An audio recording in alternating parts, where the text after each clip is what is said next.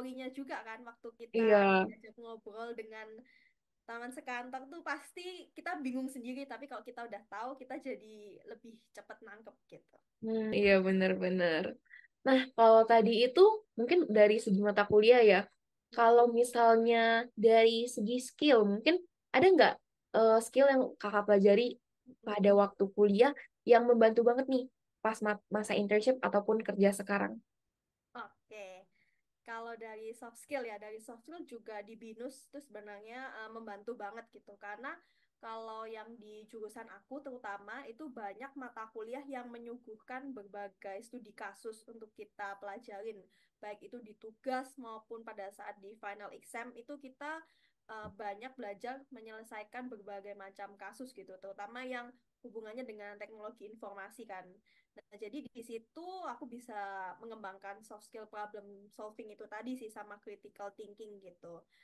Jadi menurut aku tuh penting banget karena dari problem solving itu kan pasti kita juga ketemu klien dengan berbagai macam kondisi yang berbeda, pasti banyak problem yang harus diselesaikan. Nah, itu menurut aku mendukung banget di BINUS ini gitu. Terus dari segi hard skill juga sebenarnya di BINUS kan tadi dari mata kuliah yang ada ya, itu kita bisa jadi dapetin hard skill yang diperlukan gitu. Jadi kayak misalnya basic accounting, terus project management. Nah, itu menurut aku jadi bekal buat aku bisa adaptasi lebih cepat di IT Sek Asia gitu. Oke. Berarti ya emang membantu banget ya sebenarnya dari pengalaman-pengalaman mahasiswa untuk kita transisi ke bekerja sekarang gitu. Betul, betul. Oke. Nah, sebenarnya tadi udah disinggung sedikit ya di awal. Kalau berdasarkan timeline di BINUS ya, harusnya kan wisuda itu di pertengahan tahun ini ya, sebentar lagi harusnya. Nah, Ya. berarti kan udah dipromot nih jadi karyawan eh, di IT Sec. Nah, apakah mungkin Kak Fionita ada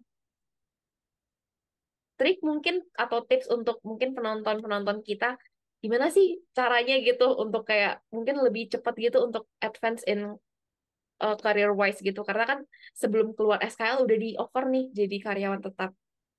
Oke. Paling kalau tips dan trik bagi dari aku ya, terutama mungkin bagi teman-teman yang ambilnya di engagement itu track internship terutama.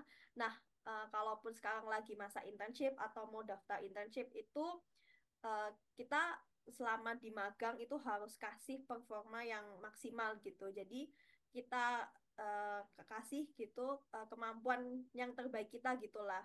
Jadi kita tunjukkan dari segi attitude, dari segi performance gitu karena bisa jadi si company itu mau tarik kita gitu, mau ambil kita, mau lanjutin sebagai karyawan gitu. Karena menurut aku kalau kita punya performance yang bagus, pasti perusahaan juga bisa lihat itu gitu dan bisa analisis lah dari kinerja kita juga gitu. Terus yang paling penting tadi aku juga udah singgung dari segi komunikasi sih gitu karena meskipun kita punya skill yang udah bagus, kita punya knowledge yang bagus, tapi kalau kita nggak bisa deliver, kita nggak bisa tunjukkan, nah itu kan sama aja kita simpan sendiri gitu. Jadi menurut aku, selain kita kuasain fundamentalnya, kuasain teorinya, tapi harus bisa punya skill komunikasi, public speaking gitu. Karena terutama mungkin kalau yang ambilnya sama di bidang aku, nah itu menurut aku penting banget sih gitu. Jadi meskipun teman-teman mungkin ada yang introvert, tapi kalau di pekerjaan kan kita semua taunya profesional gitu. Jadi sebisa mungkin untuk kemampuan delivery secara verbal itu bisa dilatih lagi gitu. Terus kalaupun dari aku juga tambahannya bisa juga ikut berbagai sertifikasi gitu karena ada berbagai sertifikasi yang gratis gitu kan. Nah, itu bisa diikutin juga gitu karena menurut aku kalau kita terutama di studi kasus ya, tadi kan udah sempet aku singgung juga gitu. Jadi sebenarnya studi kasus itu berperan besar sih kalau kita nanti mau masuk ke dunia kerja gitu. Jadi kita punya skill problem solving itu lebih terasa, lebih cepet lagi gitu. Kalau dari aku ya, itu sih tipsnya. Terus jangan jangan malu untuk mencoba gitu. Kan kadang kita malu untuk misalnya oh mau daftar ini tapi masih takut-takut gitu. Pokoknya yang pertama daftar dulu, apply dulu gitu. Nanti next selanjutnya uh, kita lihat aja hasilnya gimana. Yang penting jangan malu, jangan takut buat apply gitu. Karena itu kalau udah apply pasti next stepnya lebih lancar lagi gitu sih dari aku. Semoga membantu buat Oke. teman-teman juga. Berarti intinya just go for it ya, Kak. Betul, Iya. Nanti berhasil enggaknya itu belakangan gitu. betul. Pokoknya dicoba dulu aja. Oke, oke. Thank you banget Kak Fionita ya untuk tipsnya. Semoga yang membantu nanti untuk teman-teman yang nonton. Nah, mungkin kita lanjut ke next question nih. Mm-mm. Kan kakak lanjut nih ya di IT Sec. Nah, mungkin ada alasan khusus kenapa Kak Fionita mau lanjut berkarir di PT IT Sec Asia. Mm-mm.